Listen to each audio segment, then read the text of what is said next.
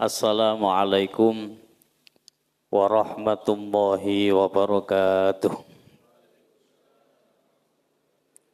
Ila hadratin nabiyil mustafa Muhammadin sallallahu alaihi wasallam wa ala alihi wa ashabihi wa azwajihi wa dhurriyyatihi wa ahli baitihi ajma'in.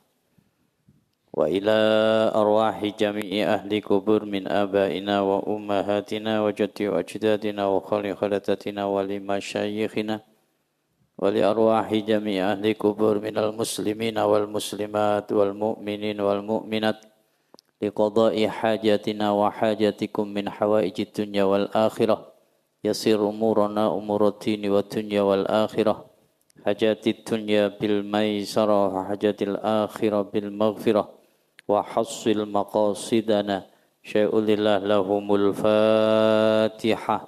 A'udzu billahi minasy syaithanir rajim. Bismillahirrahmanirrahim. Alhamdulillahi rabbil alamin. Arrahmanir rahim.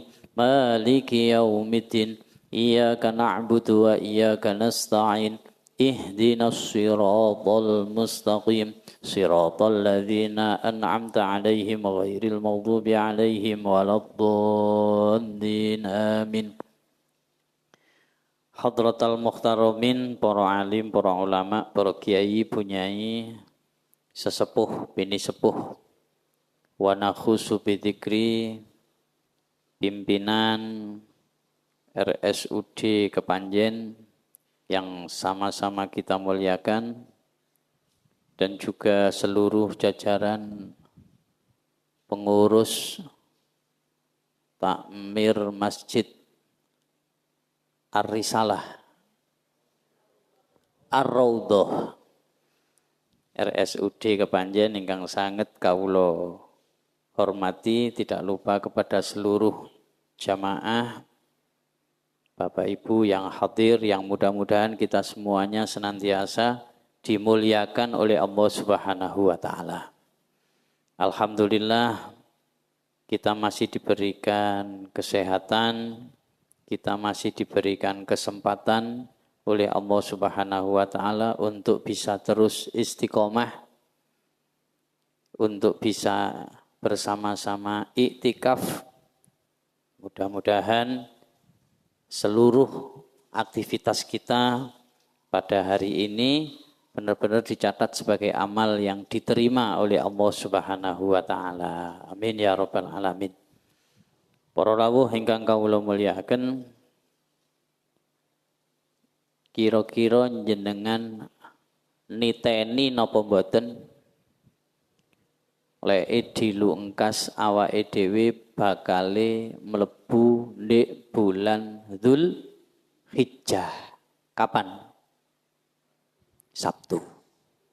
Sabtu lusa niki pas tanggal 1 Dzulhijjah. Monggo dipun semerapi bahwa bulan Dzulhijjah itu termasuk salah satu dari 4 bulan yang dimuliakan oleh Allah Subhanahu wa ta'ala. Termasuk dari salah satu minha arba'atun hurum. Karena bulan Dzulhijjah itu termasuk dari salah satu bulan yang dimuliakan oleh Allah Subhanahu wa ta'ala, maka sudah selayaknya awake dhewe yo menyambutnya dengan gembira, yo ayo sing iso mulyakno bulan Dzulhijjah. Siapa yang bisa memuliakan bulan Dzulhijjah, ya tentu akan mendapatkan banyak keistimewaan yang akan diberikan oleh Allah Subhanahu wa ta'ala. Salah satu contohnya, kenapa bulan Dzulhijjah itu bulan yang mulia? Kita tahu bahwa ibadah haji itu bisa dilakukan hanya di dalam bulan Dzulhijjah. Lek umroh terserah, mau bulan Muharram, mau bulan Maulid, monggo. Tapi untuk ibadah haji ini hanya bisa dilakukan di dalam bulan Dzulhijjah. Maka berbahagialah bagi kita semuanya, berbahagialah bagi saudara-saudara kita, tetangga-tetangga kita yang ditakdir oleh Allah Subhanahu wa taala di bulan Dzulhijjah ini bisa naik haji. Didongakno muga-muga slamet kabeh. Muga-muga dipun paringi sehat kabeh. Muga-muga iso balik nang tanah air dan meraih predikat haji yang mabrur. Ini keistimewaan. Haji mabrur itu keistimewaan. Kenapa? Karena haji yang mabrur tidak ada balasan yang pantas untuk mereka kecuali suwargane Gusti Allah. Nah, itu. Mula awake ndonga muga-muga awake ya ditakdir iso lunga haji. Sing wis tau ya muga-muga iso balik maneh mrono. Amin ya rabbal alamin. Kalau meneh wis balasan terbaiknya yaitu apa? Surga. Balasan terbaik surga. Lah awake dhewe sing saiki enggak iso lunga haji. Bagaimana cara kita memuliakan bulan Dzulhijjah? Jangan berkecil hati. Jangan berkecil hati. Kalau kita ini diberi kesehatan oleh Allah Subhanahu wa taala dan juga diberi kesempatan, mudah-mudahan awake ditakdir iso poso sunnah untuk memuliakan bulan Dzulhijjah ini. Puasa sunnah. Kapan itu? Tanggal 8 yaitu puasa tarwiyah, tanggal 9-nya yaitu puasa Arafah. Biasanya puasa apa mboten? Insya Allah. Insya Allah ini berarti biasa, ngoten lho. Berarti biasa puasa. Ini juga fadilahnya luar biasa. Keistimewaannya luar biasa. Orang yang mampu berpuasa tarwiyah maupun Arafah ini akan mendapatkan keistimewaan yang luar biasa. Sing tarwiyah itu maka imanan waktisaban loh ya, dengan penuh keimanan, dengan penuh keikhlasan, wis gano niatan liya-liyane kejaba pancen golek ridane Gusti Allah, maka dosa-dosanya akan diampuni oleh Allah selama 1 tahun. Allahumma amin. Sing poso. Sing poso. Setahun dosane diampuni karo Gusti Allah. Yang berhasil puasa tarwiyah. Terus kok berhasil juga di puasa Arafahnya? Maka akan diberikan keistimewaan, dosa-dosanya akan diampuni oleh Allah selama 2 tahun. Setahun sesudahnya dan setahun sebelumnya. Nah, niku lek berhasil puasa Arafah. Nah, diusahakno tenan monggo nggih ya. Umur gak melok duwe, mumpung masih diberikan kesehatan, mumpung masih bisa diberikan kesempatan oleh Allah, sak isone wis. Pokok niat dhisik. Sahur ya sahur. Dene engko kejadian yang lainnya terjadi ketika di tengah-tengah yo itu urusan nanti. Tapi awake dhewe can niat sampai dilewangi sahur itu bentuk dari ikhtiar. Nah, berarti itu kita sudah mendapatkan. Lek gak tarwiyah yo Arafah. Waduh. Kula niki enggak biasa poso kula niki. Terus penggawean kula niki termasuk kategori yang berat. Kaya lek poso ini nanti dikhawatirkan mengganggu pada pekerjaan yang saya lakukan. Malah diseneni malian. Enggak usah cilik hati, yo enggak usah poso, wong hukumnya sunnah. Tapi lek iso ya poso, lek gak iso. Kalau enggak bisa, maka masih ada kesempatan buat kita untuk bisa memuliakan bulan Dzulhijjah. Napa niku? berkorban. Duwe mampu berkorban.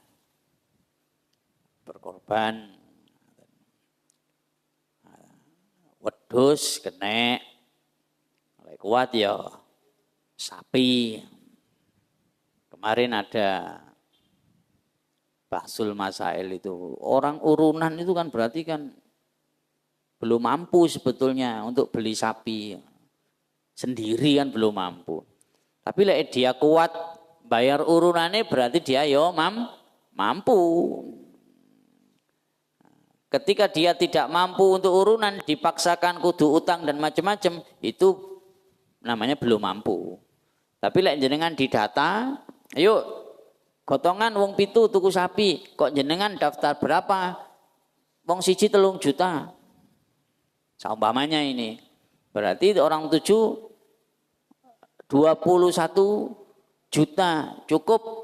Jangan mampu membayar 3 juta itu tanpa ada embel-embel utang, tanpa ada embel-embel pemaksaan, tanpa ada embel-embel kudu. Itu berarti jenengan dinamakan mampu. Leren yes aku melok sih tak golekno utang-utangan kono, ya itu ndak mampu namanya. Ngono lho ya. Kepengin korban tapi itu ndak mampu, gak usah. Nah, ini juga istimewa sekali ini. Orang yang mampu berkorban itu sangat istimewa. Bahkan saking istimewanya itu berapa jumlah bulu-bulu yang ada pada hewan tersebut ini mampu menghapus dosa-dosanya awake dhewe. Sebanyak apa bulu-bulu yang ada dalam hewan tersebut, ini juga terhitung mampu menghapus dosa-dosanya awake dhewe.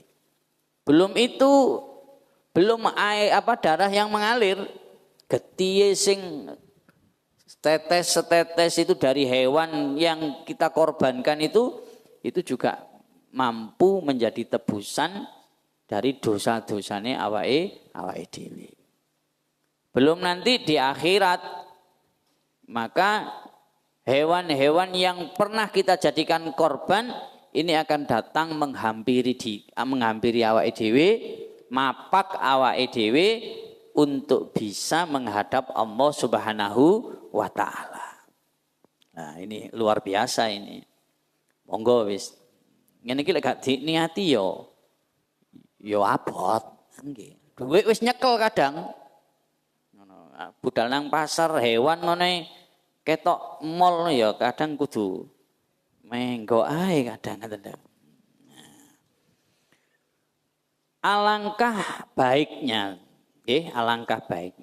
lek jenengan ketepaan dadi panitia korban atau apa.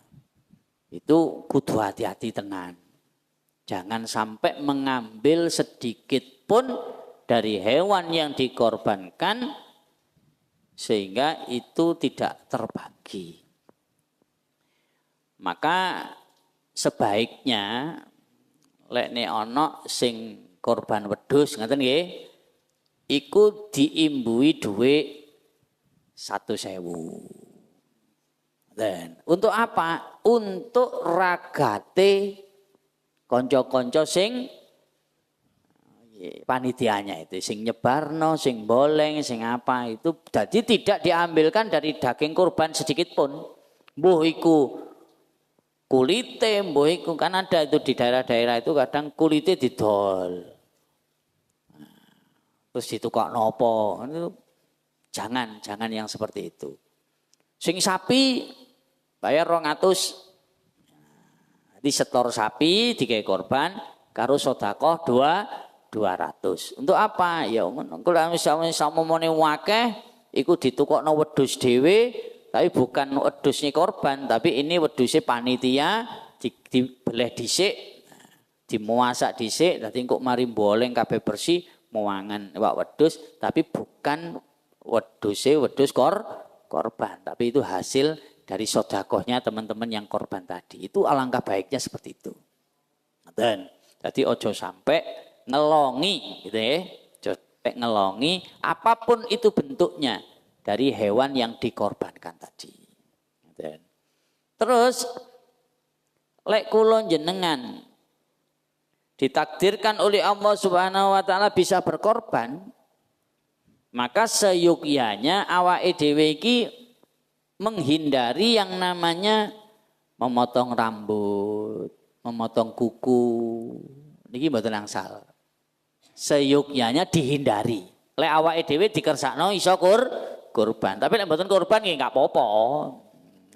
Ya, wong gak melok kurban kok gak melok wedi potongan ya enggak mau. Potongan enggak apa-apa, sing enggak korban. Tapi yang berkorban, orang yang berkorban itu seyukyanya menghindari potongan rambut utawa motong kuku.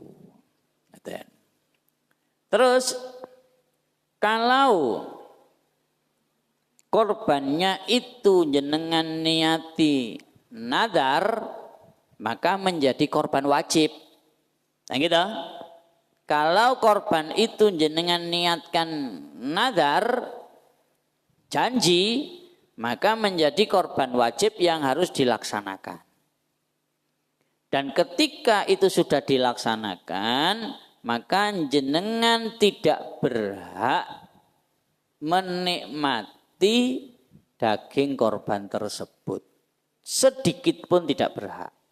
Wabeh kudu di edarno kabeh, wis kabeh kudu didumno kabeh, awake dhewe gak oleh menikmati. Niku lek korbane nadar.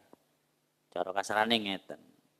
Wis golek sawahku payu, kok ndek bulan Dzulhijjah sadurunge riyaya, kok aku lek ne riyaya tak kurban. Iku nadar namine.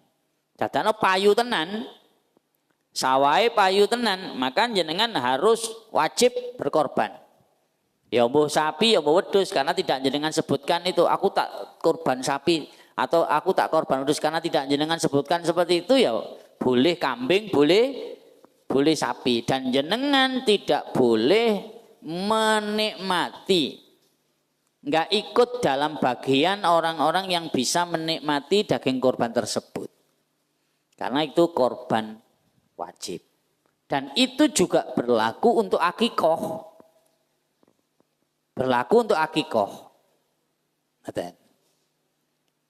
Jenengan wong lanang mari ngono pas bojone hamil, jenengan sanjang ngeten, Dik, engko lek nek anake iki lanang langsung diakikoi. Berarti itu kan menjadi akikoh wajib. Maka ketika jenengan itu mengadakan walimatul akikoh, ya jenengan tidak boleh.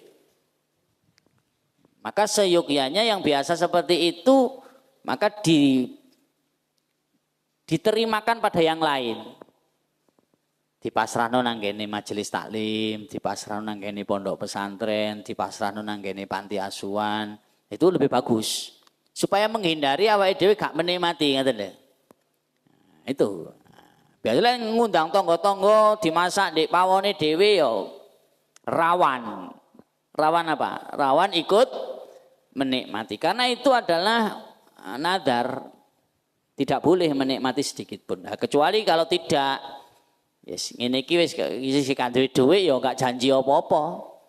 Kok ternyata mari ngono ono rezeki, iso tuku hewan kurban, maka itu kita boleh menikmati daging tersebut, boleh. Soalnya duduk nadar. Nah, terus kapan diperbolehkannya untuk menyembelih hewan kurban itu?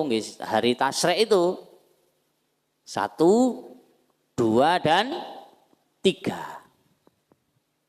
Mari sholat jenengan sik durung duwe dhuwit, wis meneng ae di omah. Ngenteni lek ono. Lah, ternyata hari kedua malamnya sebelum hari kedua kok meren duwe rezeki. Langsung jenengan besoknya ke pasar berkorban itu masih boleh. Wis tuku di pasar langsung digeret, dibeleh dhewe apa dibeleh panitia ngono wis monggo. Itu masih boleh. Sik durung duwe-duwe ya gak apa-apa. Kok bengine sik oleh, tetap menene ya besoknya itu terakhir itu sudah. Masih boleh untuk berkorban. Untuk berkorban itu masih boleh. Jadi 3 hari itu hari tasrek itu masih diperbolehkan untuk berkorban. Oke. Mungkin ada pertanyaan tentang ini, monggo. Panten? Paham ya?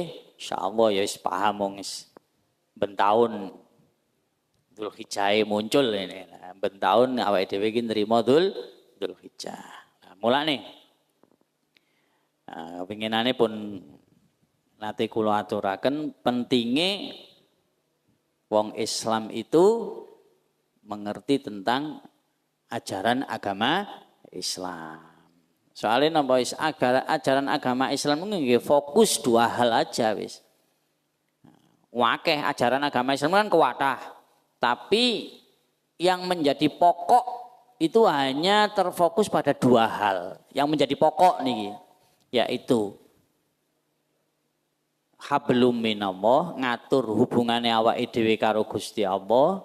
Sing nomor 2 ngatur hubungannya awake dhewe karo sepadane. Itu saja sudah. Pokok dari ajaran agama Islam seluruh niku. Nah, ngatur hubungannya awake dhewe karo Gusti Allah. Bagaimana cara bertauhid kepada Allah, bagaimana cara tidak menyekutukan Allah, bagaimana caranya beribadah sesuai dengan apa yang Allah kehendaki. Lah ini diatur oleh agama Islam. Wa ma khalaqtul jinna wal insa illa liya'budun. Panjen awake dhewe iki diciptakno karo Gusti Allah dikon nyembah nang Gusti Allah, dan itu diatur tata caranya oleh agama Islam. Jadi gak oleh sakarepe dhewe. Supaya terfokus, maka awake dhewe wong Islam kudu ngerti 3 pelajaran. 1 ilmu tauhid, 2 ilmu fikih, 3 ilmu tasawuf. Niku pun tauhid, fikih, tasawuf. Niki kudu dipelajari awake dhewe sebagai orang Islam. Supaya apa? Hablum minallah, awake dhewe niki fokus dan terarah. Lek enggak iki ninggal ilmu 3 niki wis enggak bisa fokus dan enggak terarah. Ibadah mungkin ngelakoni ibadah tapi tidak sesuai dengan yang dikehendaki oleh Allah Subhanahu wa ta'ala malian. Nyimpang-nyimpang mboten karu-karuan. Sakniki model-model ngoten niku kuwatah ngoten niku wis. Nyimpang-nyimpang mboten karu-karuan niku. Awake dhewe niku kudu gondeli niku. Nah, dengan bertauhid awake dhewe iso ngenal Allah, wujud, qidam, baqa. Nah niku diwulang di ilmu tauhid, sifat wajib Gusti Allah, sifat mustahil Gusti Allah, sifat jaiz Gusti Allah. Itu ada di pelajaran ilmu tauhid. Lek mboten mempelajari niku nggih ngambang-ngambang mboten karu-karuan. Jika pertanyaan ngene tok jawabe wis wangel. Loh. Jadi Gusti Allah iku siji. Qul huwallahu ahad. Tapi Allah ada di mana-mana. Ku maksudnya piye? Jadi siji tapi ono ndek dinding. Mosok padha mbek Arema. Arema niku kan. Ya motone Arema kan. Tidak kemana-mana tapi ada di mana-mana ya nah. Itu ngoten tok bingung. Itu bisa dijawab kalau kita memahami dengan ilmu tauhid. Nah, pelajari, mantep ngene ilmu tauhid mantep ya ibadah iku mantep wis. Enggak terfokus. Nah, fikih niku nggih ngatur awake dhewe carane ibadah ngeten iki. Ini kalau ndak pegang fikih mboten saged. Dadi panitia, bagian beleh, lek gak pegang fikih ya ora karu-karuan. Kesunahannya bagaimana, yang harus putus itu yang mana, Yang dinamakan mati disembelih dengan mati tidak disembelih itu yang bagaimana? Nah itu fikih sing ngatur ngoten niku. Kan ada 3 syarat harus terputus itu ada 3. Kayak ini menurut fikih itu kan. Jalur makanan itu kan. Jalur pernapasan, kerongkongan. Ini 3 itu harus putus. Sebelah sini sampai sebelah sini itu sama. Lek 3 ini tidak putus, ayo, maka bisa tidak sah. Atau apa jenenge? Saat ini kan aneh modern itu, pakai mesin, menyembelih pakai mesin. Nah ini ditoto, mbek agama ini ditoto. Ya apa carane sah itu? Beleh karo mesin ya. Dungane ya apa, tata carane ya apa. Lah itu dengan fikih kita akan mampu memahami seperti itu sehingga ibadah yang kita lakukan ini pancen wis diusahakan sesuai dengan apa yang diharapkan oleh Allah Subhanahu wa taala. Lho ngoten. Itu fikih yang bisa menjawab sah apa gak, halal apa haram. Ono wong nembak manuk mati. Itu halal apa haram? Nah, terus mari ngono PT ketubruk motor. Nah, itu kan semuanya ada hukumnya dan itu dipelajari kalau di dalam agama itu fokus pada ilmu fikih. Yang ketiga yang harus kita pelajari itu ilmu tasawuf. Tasawuf itu napa? Lebih pada hati, pikiran dan tata krama. Niku tasawuf. Carane keikhlasan ya apa? Carane fokus iku ya apa? Carane tata kramane ibadah iku ya apa? Itu dipelajari di tasawuf. Lek 3 ini ditinggal 1 saja, maka bisa jadi ibadah kita tidak ada nilainya. Sering kali saya contohkan, zaman biyen wong adus ndek kali, ono babakane, zaman biyen kali lah enten babakane, PDAM mampet ae, biyen. Terus mari ngono, ambek nyangking kumbahan, ternyata klambine dikucek pisan sing lanang-lanang niku, klambine dikucek pisan. Akhirnya mungkari sarunge tok.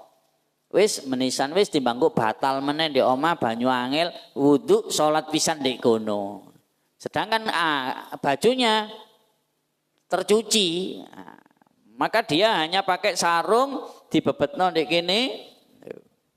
Pokok dhuwure udel ndek isore dengkul isore sah apa ndak? Sah apa ndak? Sah. Tapi kan tata kramane gak ono.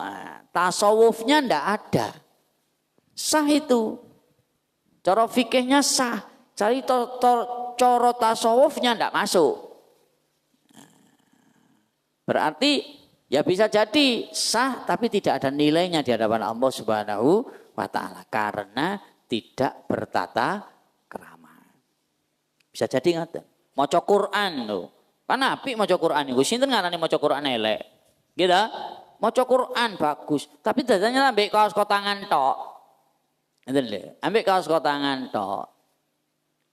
Ya, maca Qur'ane apik, tapi cara melakukannya tidak bagus, maka itu bisa menjadi tidak bagus. Maka itu harus kita pelajari 3-3-nya itu. Tauhid untuk menfokuskan awake dhewe ini bahwa tidak ada yang patut disembah kecuali Allah Subhanahu wa taala. Yang kedua ilmu fikih yang akan mengatur syariat awake dhewe iki supaya cocok karo sing dikarepno Gusti Allah. Cocok karo aturan mainnya, cocok karo lek bahasa saiki iki cocok karo ADART ini. Nah, itu ya. Nah, yang ketiga adalah ilmu tasawuf, melatih keikhlasan kita, melatih kesungguhan kita, membersihkan hati kita dan sesuai dengan akhlakul karimah. Itu harus kita pelajari. Jadi enggak mek syukuran. Kan ono wong salat nggih nuwun sewu salat di Jenengan dolen nang ndi nang Sengkaling apa nang ndi ngono dolen. Karepe apik karepe. Salat kan bagus, tepat waktu salat rek wayahe salat rek. Ternyata topian apa nih? Diwalik. Sah apa enggak salatnya? Sah. Tapi nilai tata keramanya tidak masuk. Nilai tata keramanya tidak masuk. Ya sah, bagus.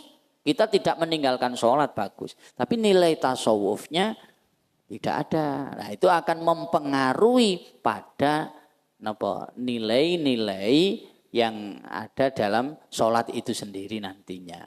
Terus itu yang kita pelajari. Dua adalah mengatur hubungannya awake dhewe niki. Hablum minan nas. Loh, hablum minan nas nggih ditata karo agama. Enggak sakarepe dhewe urip niku, ditata karo agama niku. Bahkan nuwun sewu porsinya agama mengatur awake dhewe serawungan itu lebih besar daripada ngatur awake dhewe hubungan karo Gusti Allah. Ngatur awake dhewe hubungan karo sepadane itu lebih besar porsinya agama itu. Cara di persentase niku hubungannya awake dhewe hablum minallah itu diatur dalam agama itu cuman 20%. Yang 80% ngatur muamalah, ngatur hubungannya awake dhewe karo liyane. Niku saking pentingnya. Bahkan yang memudahkan kita untuk masuk surga atau masuk neraka itu lebih banyak ditentukan oleh orang-orang yang ada di sekitar kita ternyata. Lek awake dhewe gelem mempelajari itu. Ternyata gampangnya iso mlebu swarga utawa gampangnya awake dhewe mlebu neraka ini juga ditentukan 80% ditentukan oleh orang-orang yang ada di sekitar kita. Niku agama niku lek nata niku seperti itu. Saking pentingnya hablum minan nas. Nanti lek pertemuan lagi lah kita bahas. Nah, porsinya ini lebih panjang ini bagaimana? Nah, awake dhewe kudu ya apa sebagai makhluk sosial, nggih. Ya, saya kira itu nggih muga-muga lah. Muga-muga dengan datangnya bulan Dzulhijjah ini awake dhewe dikai umur sing dawa karo Gusti Allah dalam kondisi yang sehat walafiat bisa memuliakan hadirnya bulan Dzulhijjah. Rezekine dikai rezeki sing akeh barokah. Muga-muga iso korban. Lek gak iso ngono muga-muga awake dhewe kuat poso. Lek gak iso ngono ya muga-muga awake dhewe iki termasuk orang-orang yang selalu ingat berzikir, memperbanyak tahlil, tahmid, takbir untuk memperbanyak amal ibadah, menjaga kedekatan kita kepada Allah Subhanahu wa taala. Amin ya rabbal alamin. Al-Fatihah. Mohon izin atas sebelum ditutup mungkin ada pertanyaan. Karena sehubungan dengan pelaksanaan Idul Kurban nantinya khususnya teman-teman di rumah sakit ini. Yang pertama persoalan kulit hewan kurban, apakah itu kulit kambing maupun kulit sapi. Saya pernah mendengar bahwa memang kulit kambing ataupun kulit sapi itu tidak bisa dijual ya untuk jadikan biaya operasional. Salah satu pernah saya mendengar pendapat bahwa kulit itu hewan kurban bisa dijual oleh panitia, tapi hasilnya itu diserahkan ke fakir miskin.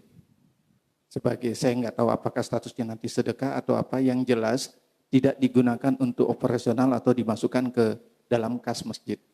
Itu yang pertama. Yang kedua, biasanya pengalaman di rumah sakit ini, yang berkurban itu misalnya yang patungan sapi, biasa pesan, saya nggak usah dikasih dagingnya tapi saya dikasih buntutnya aja. Kira-kira itu gimana? Terus yang ketiga, mungkin yang dua dulu Ustaz. Yang tiganya saya lupa. Yang pertama dan yang kedua dulu gimana Ustaz? Alhamdulillah. Pertanyaan yang luar biasa. Yang perlu digarisbawahi bahwa daging kurban itu harus terbagi berupa daging. Jadi tidak bisa dialihfungsikan menjadi sebuah materi yang walaupun itu nanti diserahkan kepada fakir miskin. Tidak bisa. Iya, kulitnya kan dijual dulu.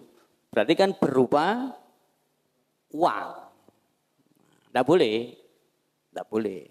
Jadi alangkah baiknya semuanya aja terbagi. Kalau memang ada kesepakatan seperti itu tidak dibagi dengan tidak dijual. Artinya sepakatan begini, biasanya sing boleng dikai kulit. Gitu kan? Sing boleng dikai kulit. Itu bukan terjual, berarti itu bagian dari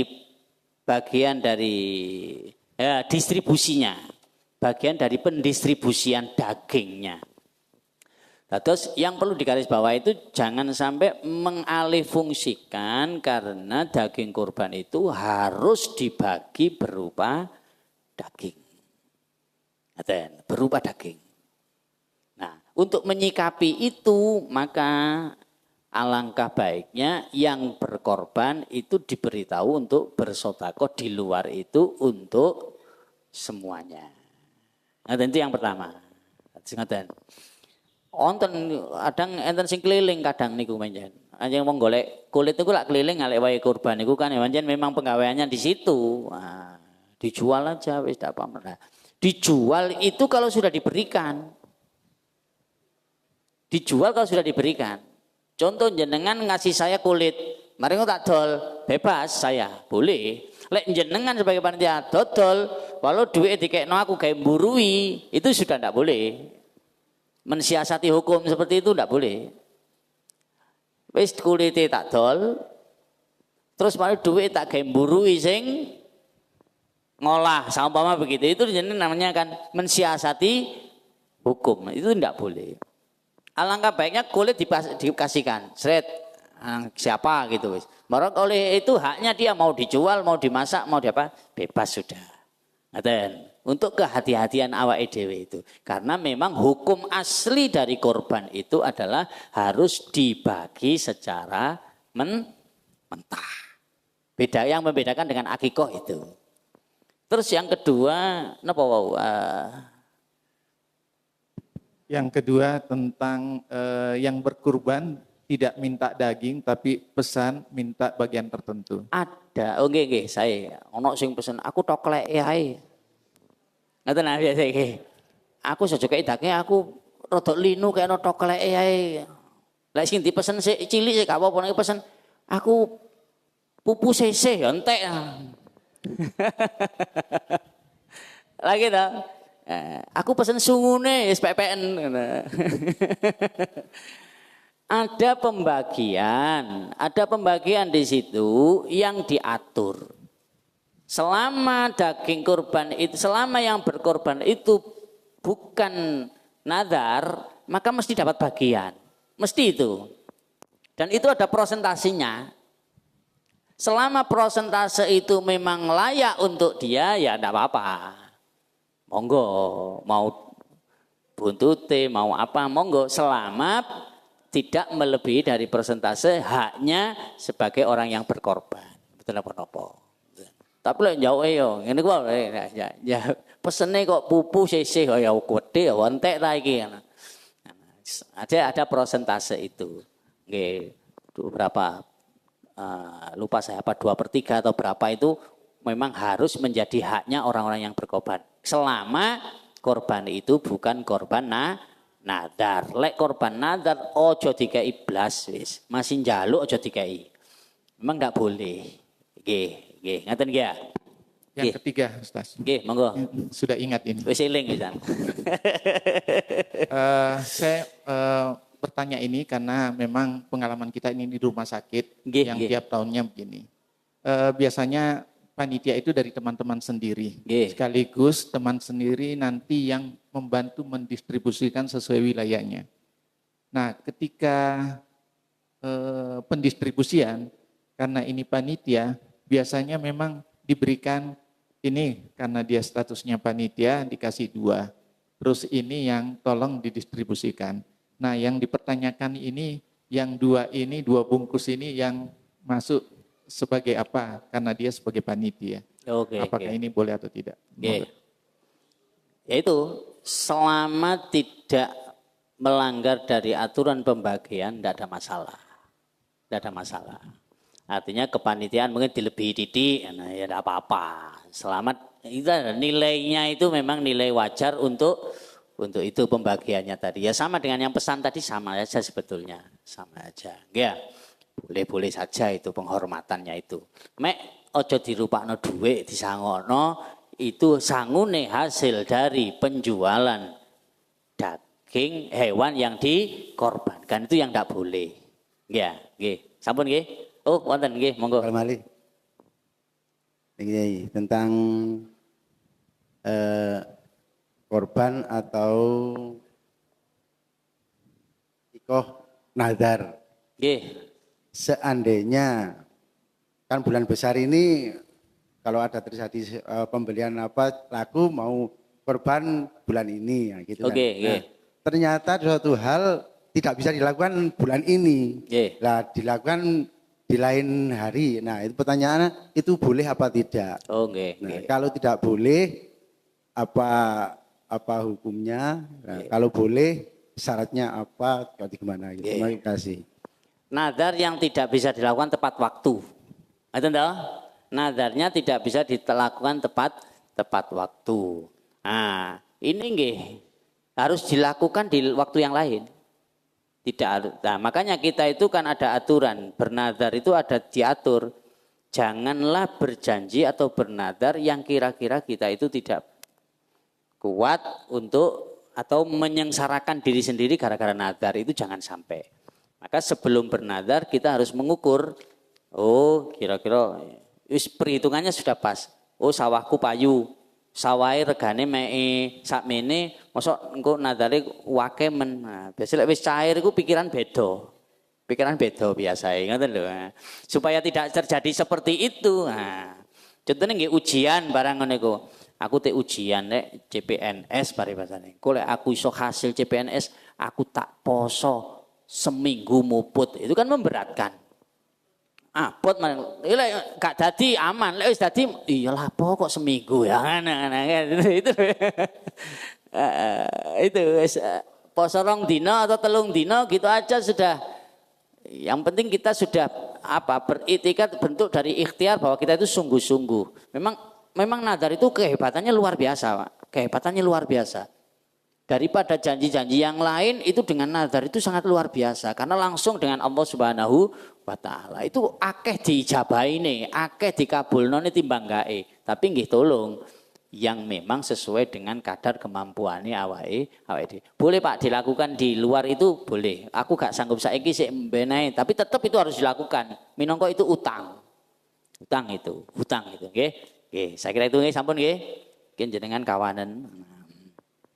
Al-Fatihah. A'udzu billahi minasyaitonir rajim. Bismillahirrahmanirrahim. Allahumma shalli ala sayyidina Muhammadin wa ala ali sayyidina Muhammadin walhamdulillahi rabbil alamin. Hamdan syakirin hamdan naimin hamdan yuafi ni'amahu wa yukafi mazidah. Ya Rabbana lakal hamdu kama yanbaghi li jalali wajhikal karimi wa 'azimi sultanik. Allahumma shalli ala nuril anwar wa siril asrar wa tiryaqil aghyar wa miftahi babil yasar sayyidina wa maulana Muhammadinil mukhtar wa alihil adhar wa ashabil akhyar adada ni'amina wa ifdhalih. Allahumma shalli ala sayyidina Muhammadin tibbil qulubi wa dawaiha wa afiatil abdani wa shifaiha wa nuril absari wa dhiyaiha wa ala alihi wa sahbihi wasallim. Allahumma shalli ala sayyidina Muhammadinil fatihi lima ulik wal khatimi lima sabaq nasiril haqqi bil haqqi wal hadi ila siratikal mustaqim wa ala alihi wa sahbihi haqqa qadri wa miqdaril azim. Rabbana atina fid dunya hasanah wa fil akhirati hasanah wa qina adzabannar wa adkhilnal jannata mal abrar ya aziz ya ghafar ya rabbal alamin. Wa sallallahu ala sayyidina Muhammadin nabil ummi wa ala alihi wa sahbihi wasallam. Subhanakallahumma bihamdika asyhadu an la ilaha illa anta astaghfiruka wa atubu ilaik. Subhana rabbika rabbil izzati amma yasifun wa salamun alal mursalin walhamdulillahi rabbil alamin. Naumul Fatihah. Assalamualaikum warahmatullahi wabarakatuh.